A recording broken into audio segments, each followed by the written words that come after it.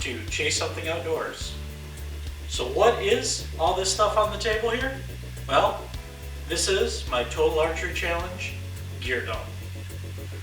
So what is the most important thing that you can bring to the 2024 Total Archery Challenge? The one I'm going to be shooting is at Crystal Mountain. Now the last time I checked, Total Archery Challenge is a 3D bow shooting event. So what are you going to need? A well-tuned bow. This is my bow for this year. This is the Bowtech SR350. This is a model. They originally came out as a flagship bow in 2022. They carried it over in their 2023 line, and I bought it this year in January in 2024. This bow specifically has 65-pound limbs. It maxes out at 67 pounds. It's in the OD green, and I'll talk to you a little bit about what my setup is that I have here. So what's one of the most important things on the bow? Your sight. I recommend you have a sight that you can at least get out to 100 yards with at Total Archery Challenge. There's going to be some targets that are even further out than that. My setup is the Tetra Max, and then I have the UV small housing on here, so it's the UV3 small housing. I just have the single pin in it.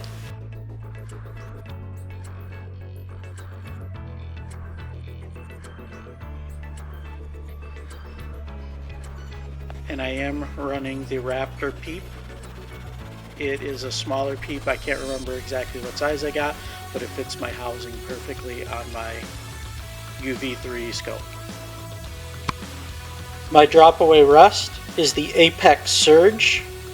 Fairly inexpensive rest. I actually got it for under $80, which, you know, most of the time you're looking at $150 or more for a rest, but this one has the anti-bounce back technology. They torture test them with a ton of arrows. I can't remember what they actually say it is, but I've had this on since February. I probably put 1,000 arrows through this and had absolutely no issue. It is a cable driven. I prefer cable driven over limb driven personally, just because I've had issues in the past with the actual cable stretching and having to do readjustment to it. On the front I have a 10-inch bar with 3 ounces of weight. On the back, mounted extremely low on the bow, I have an 8-inch bar with 6 ounces of weight on it. I have just a standard bow stand on here, but as you can see with my stabilizer, it keeps that cam out of the dirt. Now most likely I'm not going to run a quiver on my bow during Total Archery Challenge. I typically don't shoot with the quiver on. I'll probably be running a hip quiver with my arrows in it, but I do have my quiver on here if I do decide to use it. This is a 5-arrow CBE Adapt. Alright, so the last thing that I want to talk to you guys about with the bow component is going to be releases. So I take 2 releases with me. Sometimes I even take 3 releases with me. This year on the table here that I'm going to talk about, I have 2 releases. This is my main release. This is the True Glow Dominator. This is a hook style release, and it does have the boa strap. I like the boa strap a lot. I feel like when you sweat, you get hot, anything like that, you can dial it down so it keeps that adjustment on your wrist and it feels good. I also like this one because it's got the kind of swept back style trigger on it, so I really feel like I can wrap my finger around that trigger. It also does have adjustment on it where I can adjust it for the tension of the release, but with that swept back style I can wrap my finger around. I can get a good nice surprise release out of it. I do like wrist style releases. I've just been shooting them for so long, I shoot them really well. I feel like I get much better groups out of them than I would like with a thumb button. So my backup release is going to be the Hawk B3, or I'm sorry, the B3 Hawk. This one is also a hook style release, but it does have the straight trigger on it. So with the straight trigger, I don't feel like I get as good of a wrap on it. I have to make the barrel here a little bit shorter on it in order to get a good wrap around it. That's why it's not my main release. Also, it does have the buckle style, and it is, it's a leather on the front side. It does have some like felt stuff on the back side of it. But as you get hotter, I have smaller wrists. I have to be in that last spot on the buckle. So for me, when I get hot, I start to sweat. I can't really adjust this one. It just is what it is. So that's why this is my backup release. The other thing you can take with you is some sort of action cam, whether that's a GoPro or some other style of action cam that you could mount on the front of the bow on the stabilizer, or you could take a tripod with you. Myself, probably, I'm either going to mount it on the front of the bow and then maybe take like some sort of a selfie stick or something like that if I want to get something like that, or if I'm just going to use my phone. So that's my bow that I'm going to be using for the 2024 Total Archery Challenge at Crystal Mountain. Now what do I want to talk to you about? Well, something else that's pretty important for Total Archery Challenge, and that's arrows. So for my arrow selection, what is important to me in arrows is that I'm going to shoot something that shoots well out of my bow. As long as my bow is well tuned, I should be able to get pretty much any arrow to shoot well out of it. I want to be able to get at least 100 yards out of my sight. I like to actually get more like 120 yards out of my sight. So for my setup, because I am a 28.5 inch draw, I'm shooting this bow, like I said, at 67 pounds. What I like to get is a bow that shoots about 280 feet per second, which when I checked this one with my arrow that I'm going to use for Total Archery Challenge, I was actually getting almost 290 feet per second out of it. So in order to do that, I have to keep an arrow right around 400 grains. So my arrow setup is going to be the same arrow shaft that I've been using for the past 3 Total Archery Challenges, and that is the Bloodsport Extreme. This is a .006. Now, the reason I use this arrow at Total Archery Challenge is because at the end of the year at the Walmart up here, they run these on sale for as cheap as, I've got them as cheap as $15 for a half dozen. And they shoot great out of my bow. Now I'm only using the shaft of the arrow. All the other components have been replaced on them, except for the insert. I use the standard insert because I'm trying to keep that weight at around 400 grains. Now these, for my Total Archery Challenge setup, are going to weigh in at 395 grains. They're cut a little bit shorter than what I'm going to use for my hunting setup. I also am using a 4-fletch on the back. I'm using the heat vane for boning. I like the heat vane for Total Archery Challenge because they're a lower profile. They're a little stiffer. I seem to get good steer out of them. I was able to cut the wrap down. I'm using a boning wrap on the back. I cut it down so it is flush with the arrow, so it's a little bit shorter to keep that weight down. If I hadn't have done that, they would have been over 400 grains. So that's my arrow that I'm going to use. 100 grain point at the top, or at the front meaning. Sanded at both sides to make sure I'm getting optimal straightness out of this .006 shaft. Now, the reason I use an arrow that is an inexpensive arrow is because that way, if I do blast into a tree and blow up an arrow, that wasn't 30 bucks down the drain. That was like maybe 8 bucks down the drain total after the build. So that's the reason why I use these. Now I do recommend, for me at least, in the last 2 years, I've actually only broken or lost 2 arrows for the last 2 Total Archery Challenges that I did. The year before that, I didn't lose or break any arrows. But at least take a dozen arrows with you. Alright, so the next piece of gear that I want to talk to you about is going to be a bino harness. So this is my bino harness. It's not an expensive bino harness. This is the Fieldline Pro series. Came from Walmart, about 15 bucks for it. So not a super expensive one, but it works for me. The biggest thing for me is that it is comfortable and that it has a good size to carry everything that I want to carry in it. So in the main pocket here, I carry my rangefinder, and I carry a set of binoculars.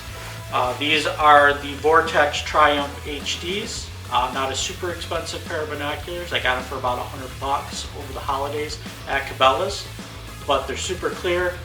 I can see a long range with them. They work great. My rangefinder, this is the rangefinder that I've been using for probably 7 years now, 8 years maybe. It's been good, it's worked great, but this will become my backup rangefinder this year. I did get a new smaller housing rangefinder. I don't have it on the table here with me, but that one does come with a belt pouch, so I can carry that one on my belt if I want to. So I'll probably carry that one on my belt, and this one will go in the bino harness as a backup. Also, in the bino harness, it has a front pocket here where you can keep your wallet, your cell phone. I kept a handgun when I went hunting out west in that front pocket, so it's a pretty large front pocket on it. Has a side pocket here. It's a smaller mesh pocket. This was actually where I kept my GPS when I was out west. The GPS is still in there. It has a pocket in the back here, another mesh pocket where you could keep, like at Total Archery Challenge, if you're keeping score, you can keep your score sheet in there, a pen, whatever like that. I typically keep my hunting license back there. It does have mesh for your back, so your back's not going to get too warm on it. It also does have webbing on the side, so you can add a pouch or pocket on this one here, and you could have, you know, like a water bottle pouch on there, or you could just add a smaller pouch to keep a few things in there like tools or whatever for working on your bow. But that is my bino harness. Next are clothes. So clothes are kind of a funny thing to talk about because they're subject to change based off of the weather that we get that day. But what I've got on the table here are kind of going to be a work for whatever kind of weather you have. So on the top here, this is a UV protecting long sleeve shirt, but it does have the mesh in the armpits to help keep you cool. It is a moisture wicking shirt, so if it's hot out, it's going to help with that. If it's a little chilly out, you could throw a base layer underneath this, some sort of moisture wicking base layer.